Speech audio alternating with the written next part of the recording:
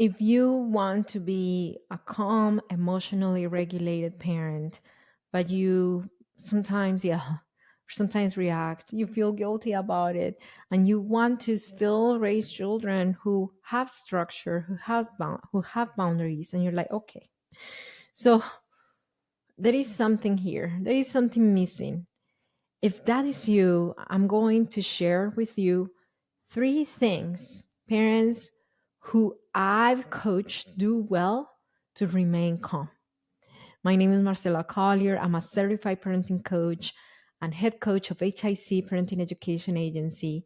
My team of coaches and I have coached 14,151 parents go from from frustration, overwhelmed, to feeling emotionally regulated and safe for the kids, and raise children who are connected to them and who at the same time are being raised with accountability and structure. So, and then the first thing that I see that parents do well, the ones who go from frustration and overwhelm to being emotionally regulated and calm for their kids, is that they have expansive beliefs. Usually, when they come to HIC parenting, they come with limiting beliefs of my children are not listening to me is because I am failing as a parent, or because I'm not doing enough. It's because I'm a disappointment as a parent, or it's because, or they have beliefs about their kids because they are rude, because they won't listen to me, and they're so defiant, because they're so this and that. Those are limiting beliefs. Once in coaching, once we move them, one of my drawers were open, was open the whole time. Once we move these parents from limiting belief world to more expansive beliefs, they are a lot calmer with their kids. So just imagine, and this is true story, by the way, true story.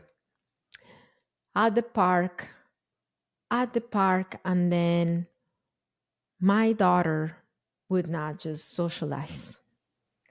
Not my daughter, my client's daughter. She would just not socialize. She would just not play.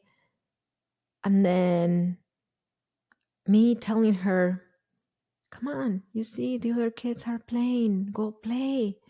Go ask for play. Or me going and talk, like advocate for her to other kids. I'm feeling really anxious about, like, why is she not playing with other kids? Is there something wrong with her? And this brings a lot of overwhelm, frustration. And the daughter usually used to end up in meltdowns at the playground because she felt the anxious energy from the mother. So, what happens? This mom was in a limiting belief of, if my daughter is not socializing, there must be something wrong with her. And it was really a projection that she was making from her own childhood, feeling isolated, feeling, how do you say, isolated or rejected by other kids, even by her own cousins. And she was projecting all that onto her daughter. Her daughter was absorbing that energy and ending up in meltdowns at the playground. And the mom came like, how do I get my daughter to socialize at the playground and not have so many meltdowns in public? And she went from all that frustration and overwhelm and even guilt to be fully present with her daughter and parenting the child that she had in front of her, when she went from limiting beliefs to more expansive beliefs. My daughter feels content playing on her own. My daughter is independent. My daughter doesn't need others to play. My daughter socializes at her time. All those were expansive beliefs that she developed in coaching once she stopped the projection that she was making of her own childhood and her own feelings. Many times we struggle to remain calm with our kids because we're stuck on projections. We're stuck on projections. The second thing that the parents we coach do well that helps them to remain calm with their kids is that they understand their body temperature. What is this? We all have an emotional temperature or thermometer. We always give these to our coaching clients right when they enroll. And we tell them the next 48 hours, you are going to learn what your natural thermometer or emotional thermometer is usually at. Throughout the day, you are going to check where you are at in your emotional thermometer, and then you are going to keep track of the hours and the day in the next 48 hours. And you are going to see if you hang more, where do you hang more? So green is I'm regulated and calm. I'm pretty calm and chill. Yellow is I'm anxious, I'm a little on edge, agitated. Orange is I'm overwhelmed, I'm defensive, I'm starting to get really upset.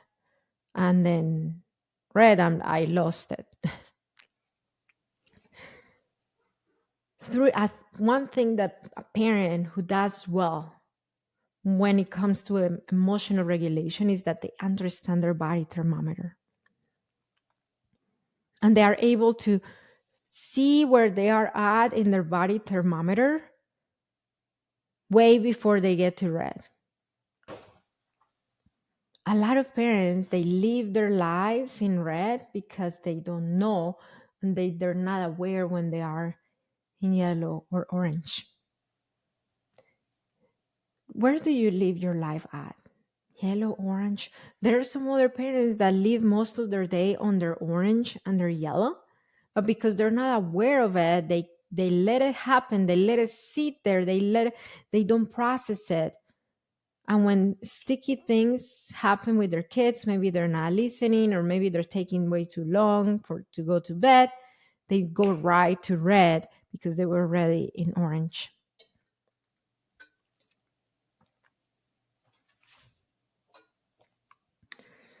When you understand your emotional thermometer, you are able to remain calm a lot longer because you learn to give your body what it needs when you are in orange and yellow and not wait until you're in red to try to calm yourself down.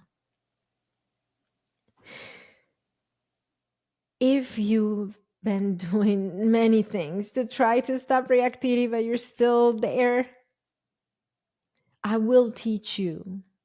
I will teach you emotional regulation skills in my free class. I will teach you how to break from that frustration and bring peace to your parenting in my free class, which is the parenting with understanding method that all our coaching clients have in HIC parenting. And so far, I've coached 14,151 parents with the help of my coaching team and parents from all over the world, single parents, solo married parents, meaning parents who are married, but they still parent their kids alone most of the day, grandparents raising kids, parents of multiples, parents of neurodivergent kids, parents of children with autism and ADHD and OCD, parents who are dealing with personal trauma, parents who are neurodivergent themselves have gone from reactive to secure with the parenting with understanding system of needs that I'm going to teach you in my free class. You can access it right now. It's in hicparenting.com, which is my website, hicparenting.com, where I'm going to leave a card up here or it's in the description below. You can go there, go through the class, and start changing your life and your parenting forever. So understand your body thermometer. Number 3 thing that a parent does well when they know how to remain calm is that they know how to communicate to their kids. They know how to communicate to their kids without yelling. And this week, I released a podcast episode where I shared. No, it wasn't a podcast episode. It was another YouTube video. Is if you go to my list of videos, is one of the videos of this week.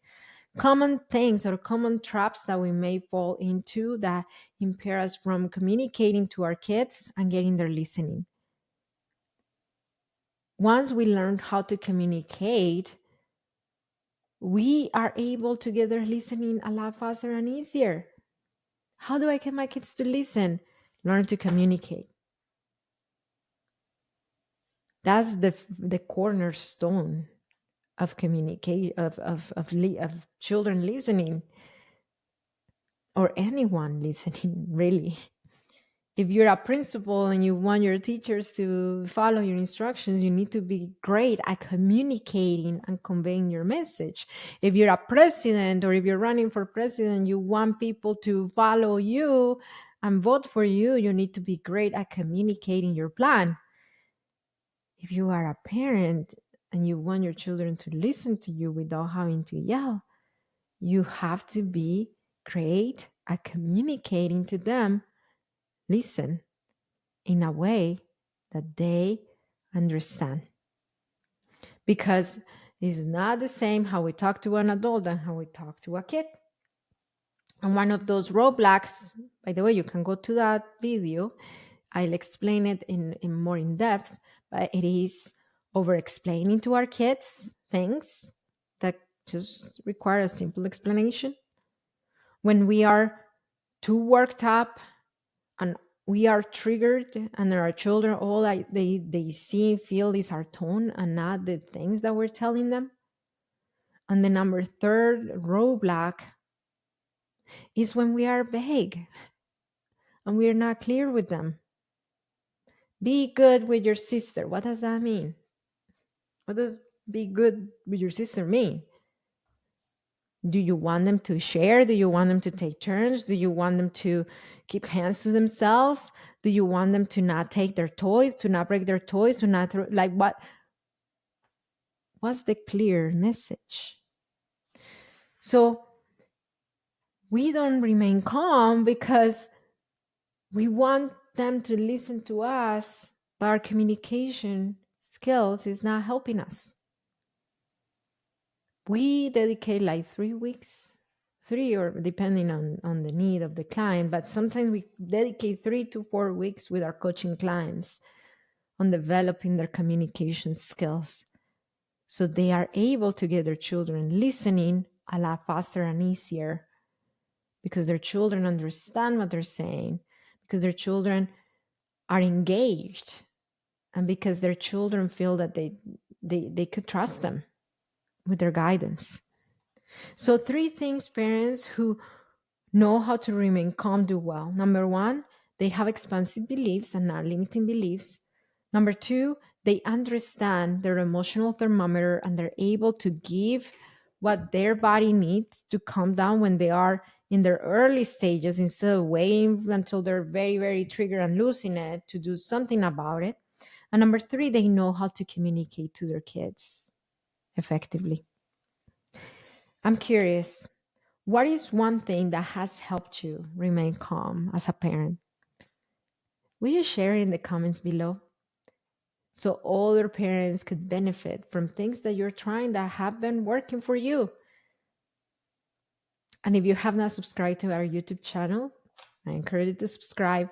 Every single week, I release videos to help you break free from reactivity and parent your children with peace and be a secure parent. I'll see you next time. Bye.